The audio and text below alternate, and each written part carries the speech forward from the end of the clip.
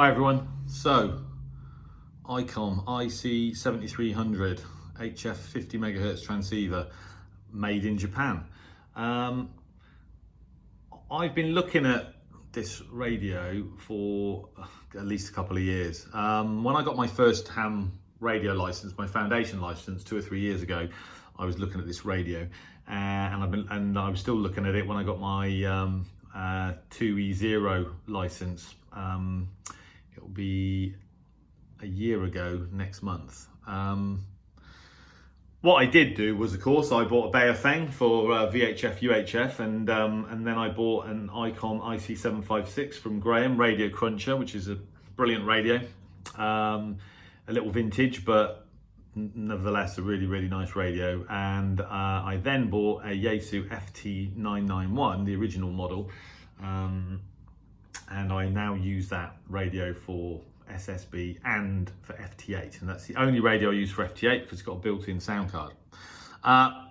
What I like about the 7300, of course, is the fact that it's got the spectrum display and the sort of dynamic waterfall. And in the end, it was a choice between this and an FT991A, but given that I've already got a 991 and I don't have any plans to get rid of that radio because I'm going to continue using that radio just for FT8. In the end, I just thought, let's go for the 7300. And this is the unboxing video. So I'm going to get it out of the box and let's see what we've got.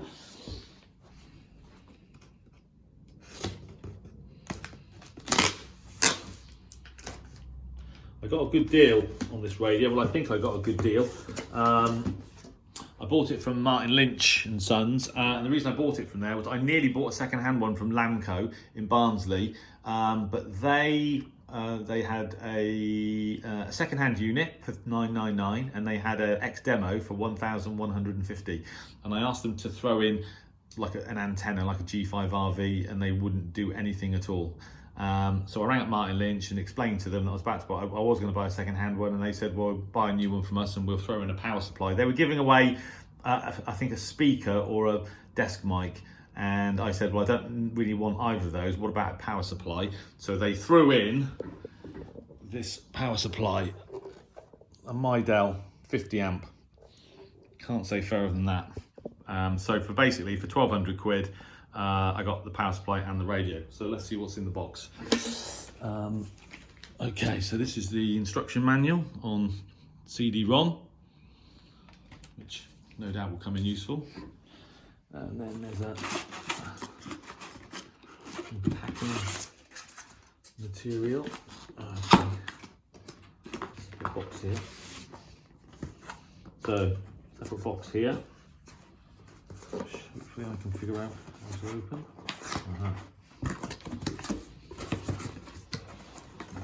Okay. Right, there you go. One fist microphone.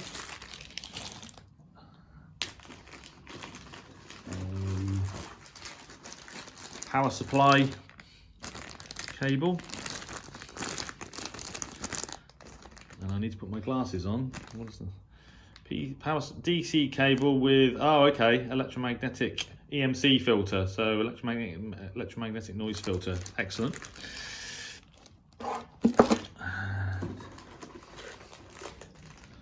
Wow, look at that. Spare fuses, plugs, 3.5mm plug, jack for, I guess, headphones, whatever, audio out, DIN plug, brilliant. And then the actual radio itself, I'm going to try and get it out.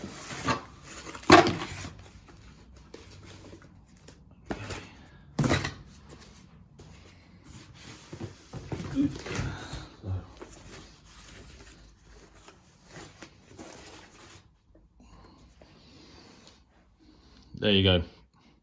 One IC-7300, straight out of the factory. I'm very happy now that I didn't succumb and buy a second-hand one and save myself 50 quid. So what I'll do is I'll get it fired up and I'll do a video with it fired up for the first time. I'll plug my Wellbrook into it and let's see if I can hear some hams. So there you go. I don't think there's anything else in the box.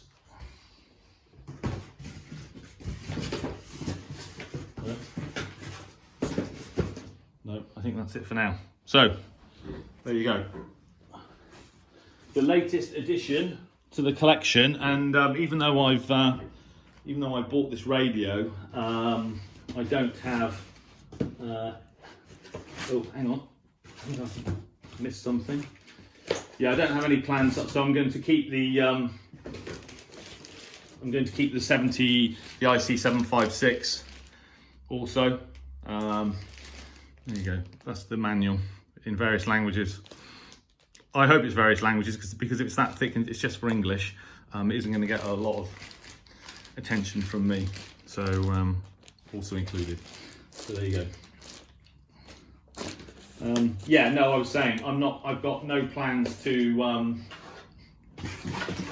get rid of the IC-756. That is still a brilliant radio, and one that I'm going to use if I ever set up another station in a different location. Then that's the one that I would use. I did have a station set up at work in Abingdon, and yeah, if I ever do something like that again, then I'll use the 756 for that. Excuse me. And obviously the 7300 and the FT991 will be my main the radios that I will use most of the time. So yeah, how exciting. It's always exciting to get a new radio. I was only thinking the other day, actually, it's been quite a long time since I bought a new radio. I wasn't actually planning to buy a ham radio necessarily, but who knows, maybe this radio will produce some good RX DX as well. You never know. I've got high hopes for it, whatever. So let's see what happens. Anyway, I'll do another video with it for when I've got it fired up, which hopefully will be in about 5 minutes. Thanks for watching.